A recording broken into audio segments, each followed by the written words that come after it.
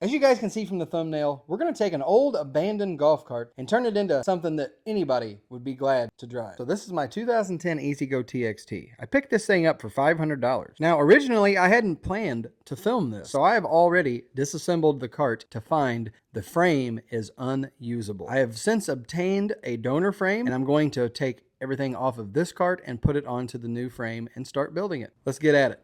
Oh boy. What have I got myself into? What's going on, guys? Welcome to the old number 7 garage. I'm Tim, and standing behind me here, this is not standing, it's sitting.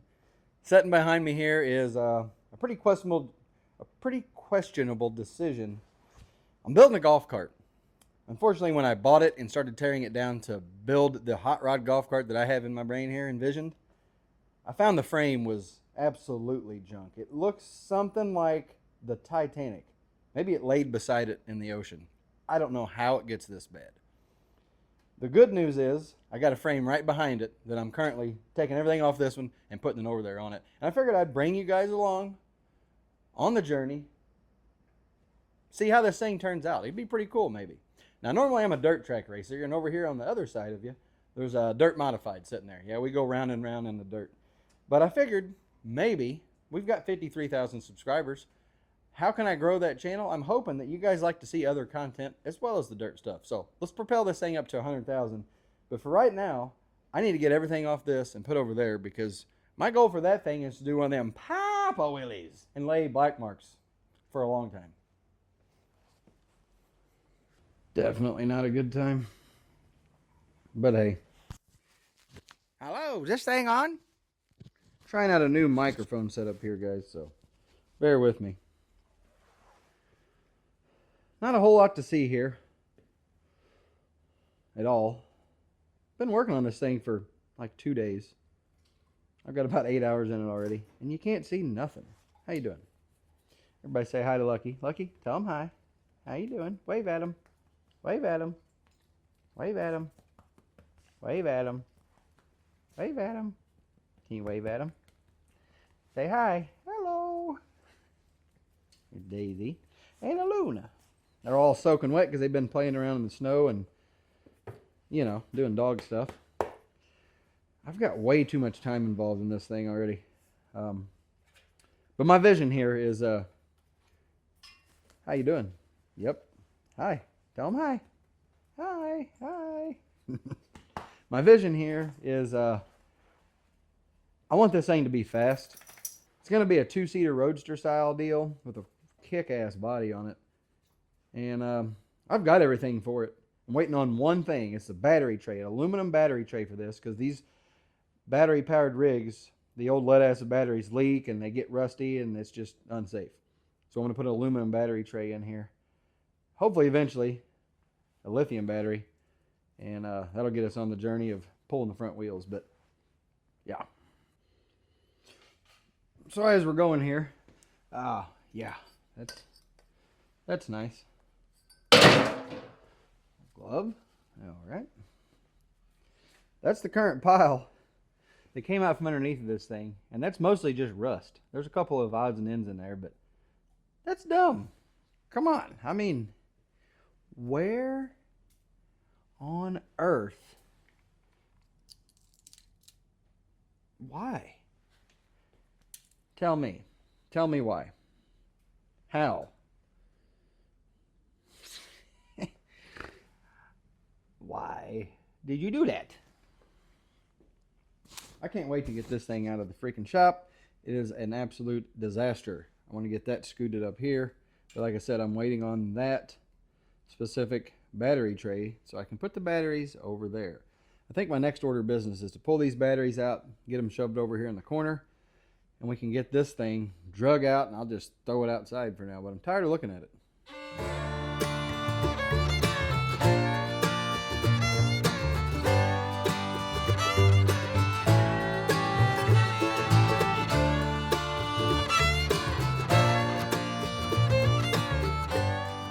Okay, with the batteries removed, you can kind of see the situation we got here. I mean, we've got issues. So, it's not as bad as I've seen them. Most of the time they're rusted in half here. Doesn't even isn't even connected. So I've seen worse. Is this one beyond saving? In my opinion, yeah. I mean, you be the judge. That metal is superior. That metal is extremely compromised. Another thing that's compromised are these cables. There's no way that I'm going to reuse those. Those are rinky-dink little junk. Those are no good. These, I will clean these up. They're good. A lot of times they're rusted in half. And I got some stainless nuts to put back on them. Because the other ones were, well, junk. The hold down's fine. And this is all just stuff that, standard E-Z-Go stuff. By the way, this is an E-Z-Go TXT. Hello, focus. By the way, this is an E-Z-Go TXT. This frame is a 2010. Terrible. That frame, it's a 2005. If you guys know anything about these E-Z-Gos, all that matters is the 4-bolt or 3-bolt steering. This is obviously a 4-bolt steering, so all I did was make sure that I get a 4-bolt steering frame. I didn't need the rear end or anything. So everything's working. It's all made the same. Kind of like your Chevy pickups, your GM pickups. A lot of the provisions are there for some things, or your Ford guys or Dodge guys, whatever. You know, Dodges come with a Hemi or a Cummins. A lot of their stuff there's already been drilled and everything for convenience. Same way with this, on a much smaller scale. The only other thing I'm planning on saving here, I'm going to take this off, this seat deal. I think that's the last bolt-on. I'm going to save the brake pedal, obviously. Never know what parts you might need in there, and this one works fine. It's just a little ugly, but you can sandblast it. I'll probably take these, you never know, these frame things off. Because whenever I get rid of this, I mean, I'm getting rid of it. It's trash. I'm scrapping it. Unfortunately, we lose the serial number and everything on this one. The other one is you can't even read it. I don't know if that's an option. I may peel that off and stick it over on that one and tell them it was a frame swap. I don't know. But anyway, I'm going to wrestle this thing out of the shop once I get all that stuff peeled off of it.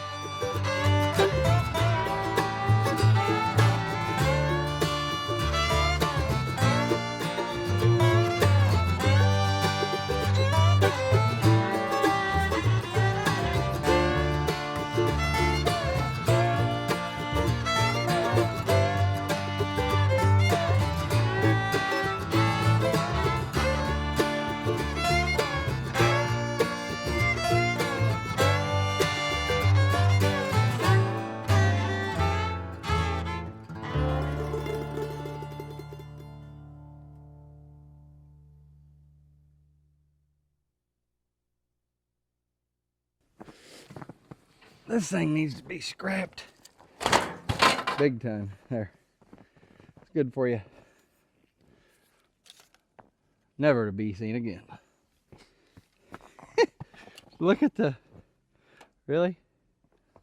The rusty imprint. Okay, well. Clean this up. Get the other one moved. Maybe we don't move it. Maybe we leave it there. I don't know.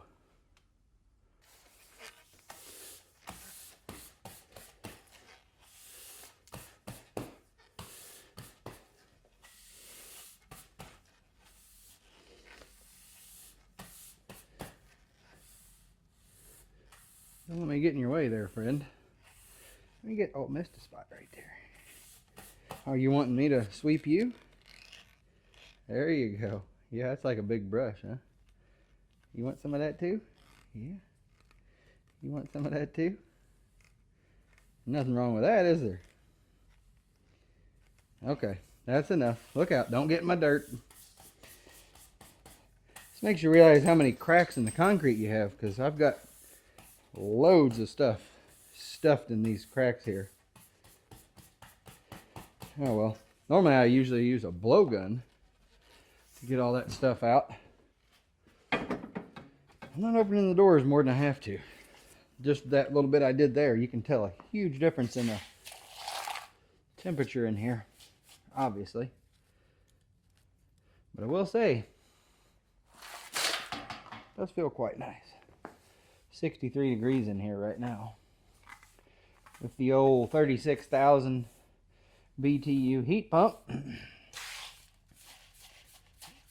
I leave it on year round. Not at 63, of course. Probably like 70 summertime, 63 winter. And I'll crank it up if it's super cold when I get in here and I'm a little chilly, so I can, you know, roll the old sleeves up and get her done. Next order of business here is trying to flip this motor around.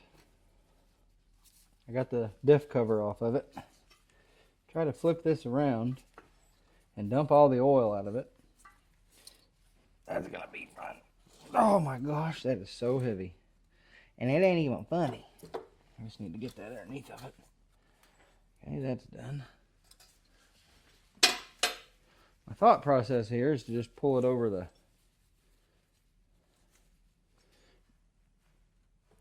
That might work. We'll get this oil thing ready. Probably going to be a disaster. Pull this way back. Why are you so damn heavy? Oh my gosh. Okay, as far as that can go. Try to get this there. Wow. It's a beast. Come on, baby.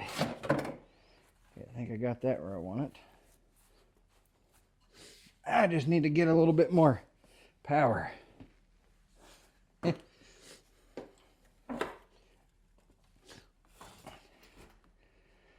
I don't have the power, Captain. You know what we're going to do? We're going to take these freaking tires off because they weigh a ton. They're filled where they can't go flat. I mean, these things are a good 20 pounds by themselves. I think they use this thing in an airport or something. We're talking about the rusted up one because this rear end came out of the airport one. And I guess they didn't want flat tires. Can't blame them. See if that helps any at all. Not a lot. Gotta get it over that hurdle right there. Oh, we're about to spill it. I see a big mess coming.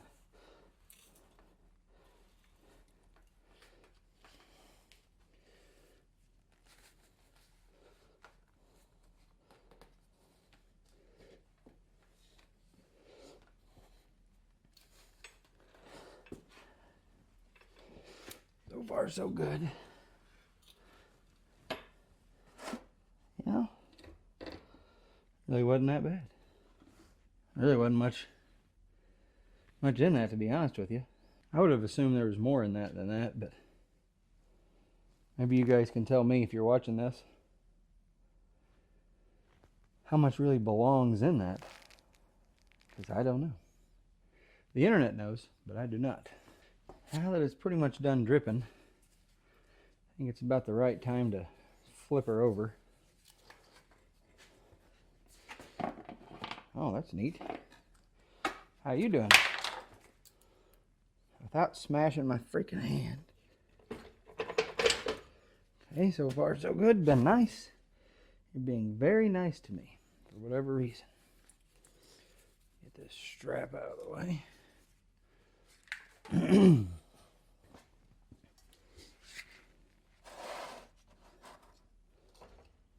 Now, where are you going to be dripping from? Everywhere? No, you're kind of angled back that way. It's not bad.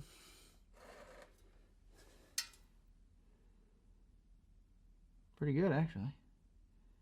You know that thing's going to drip forever. I call that a success. What I'm trying to do is get it where I can, pardon me.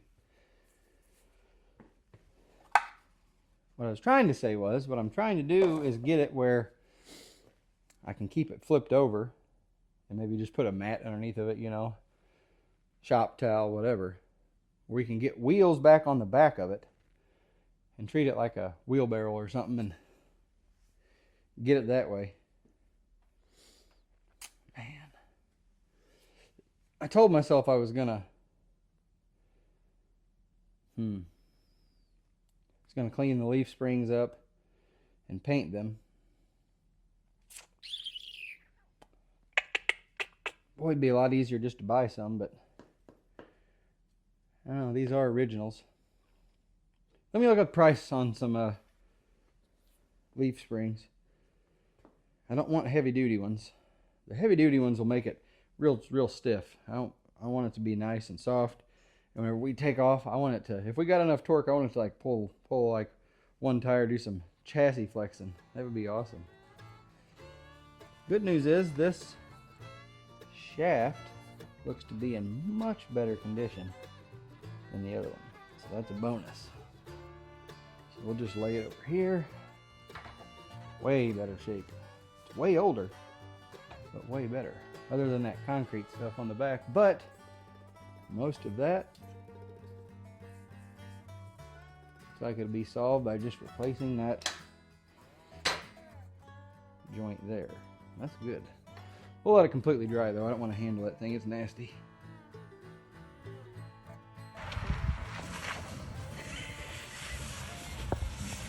Dad made it. He made it! That was easy. First try! That's not fair. A couple days later, guys, we finally got some parts in for this EasyGo TXT. But before we put these on, I would like to lower this thing. And that's going to consist of putting some blocks under the axle above the leaf spring. I've got something in the distance there that I've had. Of course, I'm a hoarder, and I've had it in my hoard stash for a long time. I think it will work for the front and the back. So let's go look at this, see what we can do to lower this thing to improve its attitude by lowering the altitude, if that works. It's a piece of 1.5 by 2 aluminum square tubing, and I think that I can use this, cut it to length, put a hole in it, bolt it. That will locate it on the actual axle itself, and use that as a lowering kit. Essentially, the leaf springs here, axle's here. It will shove the axle up. So if you can picture it going here between the leaf spring and the axle, I don't think that these U-bolts will be tall enough, though. That's the problem. We'll have to see, but we do have to have full engagement on the actual nylon of the nut. So that's what I'm going to deal with right now and see if I actually have enough or if I'm going to have to order new leaf springs, or I'm sorry, new U-bolts. I really hope these work. I've got a ton of these, and it would be great if we could get these to work. That is not a person. That is the heater kicking in the compressor there, buddy. Okay. What are you doing up there? How you doing? On a side note, we're building this, On a side note, we're building this Club Car Precedent right now. Got a new body installed on it. Tires, wheels. I do got to get the roof painted. It's coming along quite nicely. Got a Mad Jack's street legal headlight, taillight kit on it. It even comes with a dog.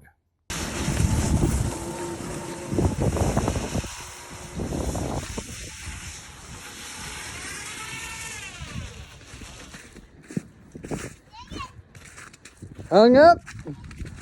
Well, I got to admit, I've done a lot of assembling off camera.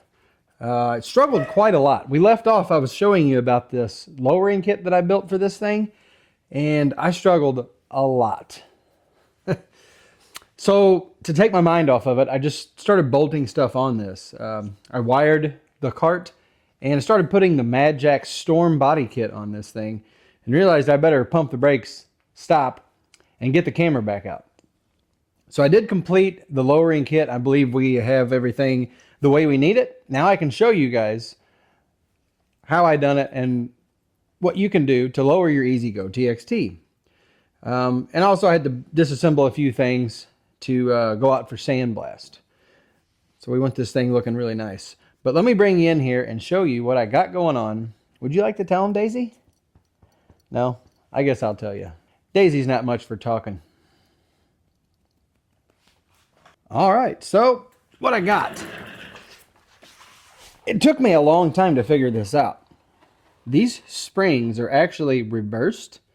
So this spring actually goes in the other direction. Let me show you what I'm talking about. See if I can do this one-handed. It's not the easiest thing in the world, believe it or not. This spring actually goes in here this way, if that makes sense. So I flipped it over and put it in this way.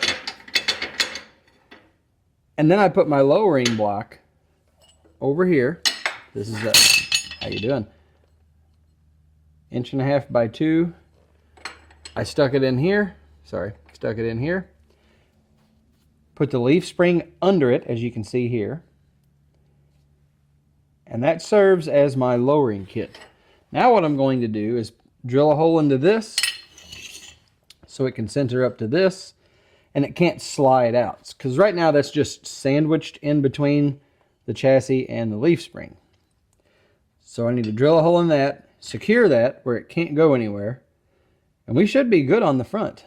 We're going to send this off to get it sandblasted. This is just the front axle, so it's a lot nicer looking. I'm going to order some new rear springs. The rear worked out perfectly. I did off camera bolt on some new U-bolts. I actually found these, and I'll link them in the description below. I found these on a trailer website, and they wound up working really good. They were just a little long, so I cut off the excess after I got them bolted on. Also got new shorter shocks for the back. I'll also link the part numbers for those in the description below. But it's slowly taking shape. The storm body's fitting great. I had no issues there. I did go ahead and put the supplied rivets in, secured it down. Being a racer, I have a surplus of rivets, so I used my own in some places. Here's a sneak peek of the wiring job. As you can see, the E-Z-Go makes it really nice if you remove the front cowl area. You have a nice area to wire all of your things in, and I did just such. Underneath you have the headlights, the horn, the headlight wiring harness, and these are Monroe Magnum shocks.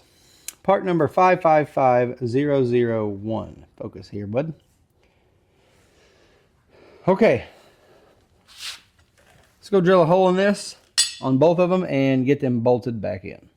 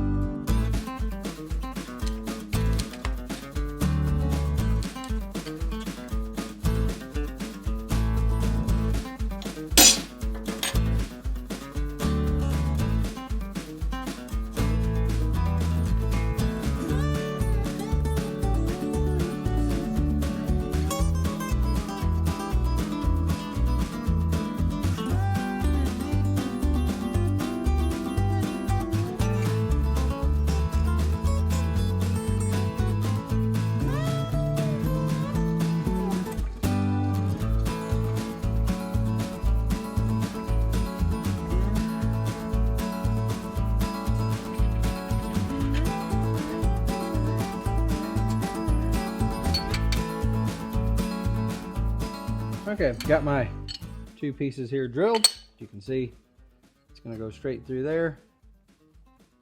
We're going to bolt it in. Hopefully it all works out. Let's see. Close.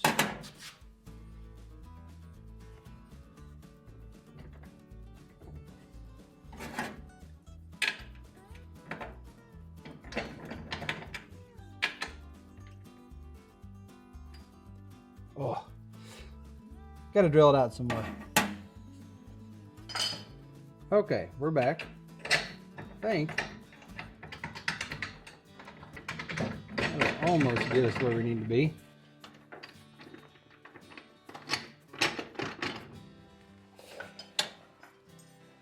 believe that's got it. Nope. Missed.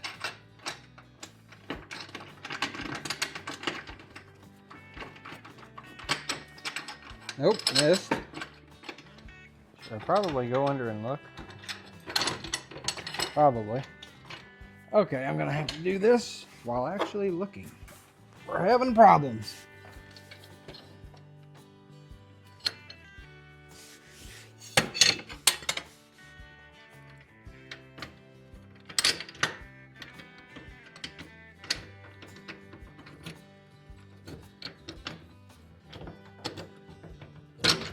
We got her that time. It was a lot harder than it should have been.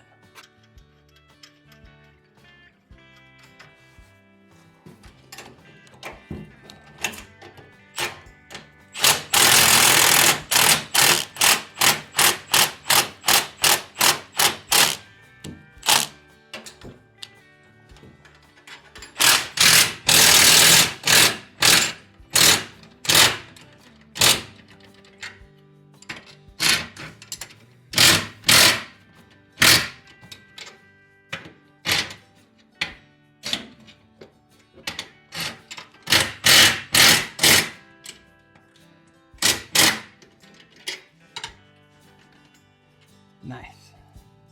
Want to leave those pretty loose because I think you should tighten all of that whenever it's has its full suspension weight on it.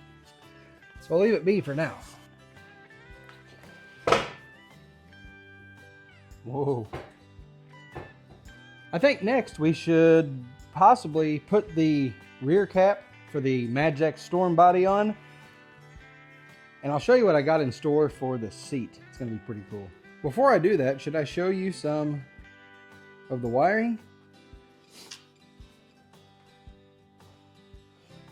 Factory wiring harness comes up through here. There's a relay involved and a 12 volt and a 48 volt to 12 volt converter. That's where I chose to put mine. And as you can see on the back side, I put rivets in there and RTV silicone to keep the water from coming in on this side, since this is a splash guard. I sent the wires up through here along the back of the frame and down through here on each side for the taillight wiring. Brought this across through here as clean as I could. Tied it in right here. This is where the converter hooks in. And yeah, that's pretty much it. I'm probably not going to keep these flooded lead acid batteries. Weight savings and performance are the two main reasons that I probably will get rid of them. But for now, they will serve their purpose into testing everything. If it works this way, hopefully the chassis won't set too high whenever I place lithium batteries in here, because we will save a couple $100. I think everything else is ready. Like I said, I'm going to order new rear leaf springs, and I can swap those out very easily, even with this installed. But it's always nice to know that you can take this off pretty quickly if you need to service anything back there, like the shocks. It goes on really nice. And basically, it just has several Torx bolts that go on here. Tighten them up and you're good. So this uses a T25 Torx, and there are 9 of these bolts that hold this on. So we'll go ahead and get these on. They do recommend that you hand tighten these only. We'll just put this to hand tighten only. And we won't snug them all down until they're all started, because there is a bit of alignment you have to do to get it laying just right. Time to put them to hand tighten. Perfect. Simple as that.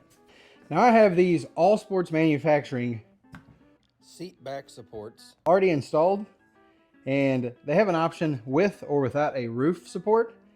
I opted to go without the roof support since we're going to go topless on this thing. And these simply bolt onto your seat. Currently we have a Magix Tsunami seat that we've got these bolted onto. The holes line right up, so you can bolt them down. and move on to the next project.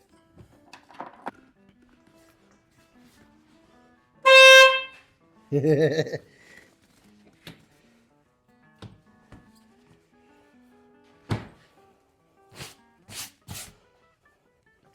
approve? Load her up. Come on. Load her up. Luna, load her up. Luna, come on, load her up. Come on. Do you approve? Oh, thank you. I think the dogs approve. Okay, down. Down.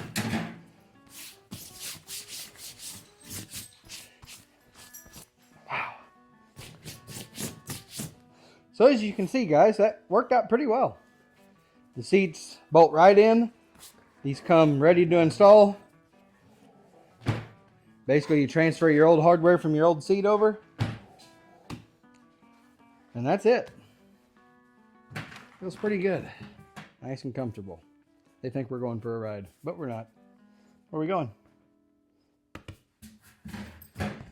Shotgun rider. Yeah. Okay, go. Go. Move. Down. No. Oh my goodness. Oh my goodness. No room for Daisy. You guys better be glad you like each other, huh? Not much room on this one.